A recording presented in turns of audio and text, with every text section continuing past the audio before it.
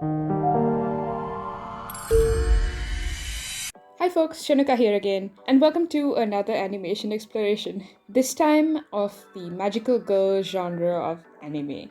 So, I watched a bit of anime in my day, but I've only quite recently explored the amazing world of the magical girl genre. You have amazing kick ass heroes in like bows and frills. It's great. An iconic feature of the genre is the magical girl transformation sequence, where we see the character go from their everyday self into their magical form. So I thought I'd try animating my own magical girl transformation with this project. An essential part of every magical girl transformation is the final pose, so I started off by making some silhouette sketches of different characters in some dynamic poses. I really liked the look of the second sketch, so I decided to use that one. I then collected some outfit and design references. I also borrowed some references for color schemes and outfit silhouettes. Revolutionary Girl Utena and Cardcaptor Sakura, two of my favorites, are big inspirations, and made a few variations on the kind of design that I wanted. Notice how they're all slightly stylistically different too. With these, I refined my idea a bit further to help narrow it down to what I wanted exactly. I then did this simple character sheet to get a sense of how the design would look like from different angles.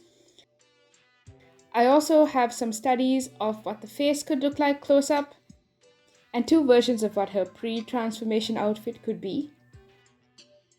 So, with how magical girl transformations usually go, there's usually several shots that focus on different parts of the transformation, different parts of her body or her outfit, usually ending in a dramatic final pose. So, I boarded out some thumbnails of what a cool sequence of shots could be. I ended up settling for these four shots, including a pre transformation shot and the final pose. I chose to show the skirt transforming because that shot had a lot of potential for some cool fabric movement in the wind, as well as a panning shot to show her summoning the baton. I started out by bringing my design references and storyboard into Blender by inserting image as planes. I then sketched a few frames for each of the shots in grease pencil, getting the key movements down.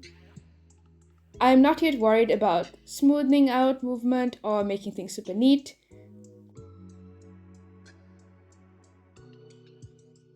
Here's what it looks like before adding some camera movements. Next, I animated a few simple camera moves on the dope sheet.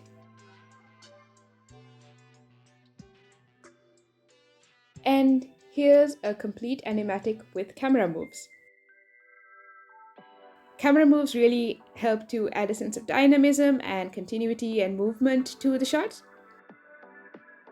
Once I was reasonably satisfied with the animatic, I split each shot into a separate Blender file so that I can work on each of them separately from now on. Never have your whole film on one file, that it just slows everything down and makes everything so complicated. So yeah, split your project into as many files as you need to. Starting with the skirt shot, I wanted to have a kind of wave go across it. I'm filling in some in-betweens based on the keyframes that I have, without the pleats and details for now, and within a single frame it transitions into the poofier skirt, making sure that there's a nice settle at the end. I then started adding on the pleats on the in-between frames, and next the frills. The method I decided to use was first to draw this kind of squiggly line and then draw the outlines of each of the pleats,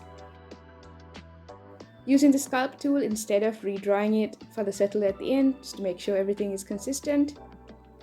And there's our skirt shot animated. The main element to animate in this shot is the hair. It'll give me a sense of how the wind is affecting the scene so I can apply it to all the other elements of the shot as well. It starts off neutral, poofs out a bit, and then goes fast into an extreme, and slowly comes back down to settle just before she opens her eyes.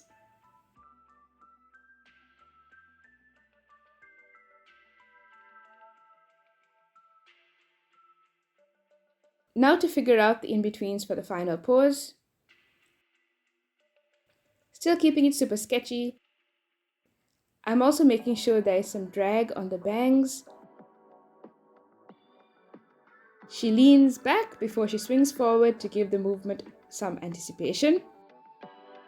And she also overshoots slightly before settling back into position. These little details can help make the movement in your animation look more realistic. And finally, for the opening shot, this one's kind of simple. The main movement is the wind from side to side. So I have several frames that loop that I just have duplicated across the timeline. And here's the sketch animation pass.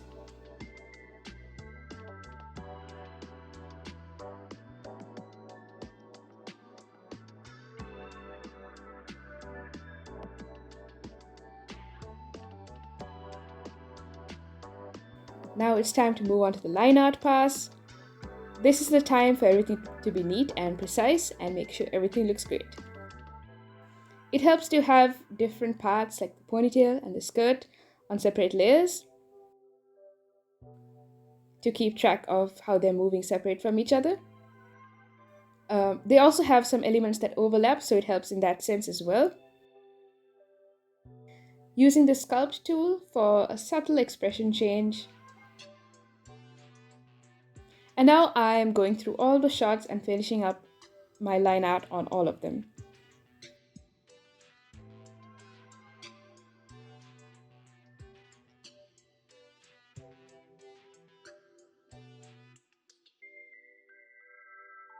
I've made these style frames to figure out my colors so I know what colors go where. And after making a bunch of colored materials, I started the tedious process of filling every frame in. This part is quite relaxing and you can just listen to music and not pay too much attention. The stakes aren't super high. It's a nice break after stressing so much about getting your line art perfect and your animation to look nice. I also added some shading to some elements that I felt really needed it. And in this shot, I've actually split some of the elements into separate grease pencil objects rather than just separate layers to organize and layer them more conveniently. And here's my final color pass.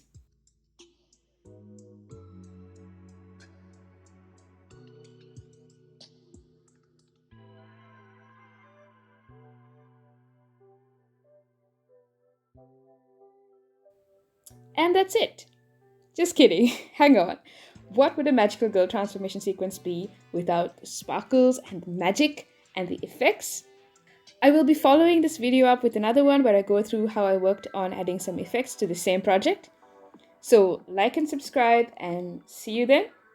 Thanks so much to all our patrons on Patreon. We're so grateful for all of you and for your support. Consider supporting our team on Patreon. We have several tier options, including one for general support, as well as another that gives you early access to a bunch of behind-the-scenes stuff and sneak peeks of future projects. Follow us on social media just to see what we're up to, and check out our Discord to hang out with us and other creatives. Links to all of these are in our description, and see you next time. Shenuka signing off.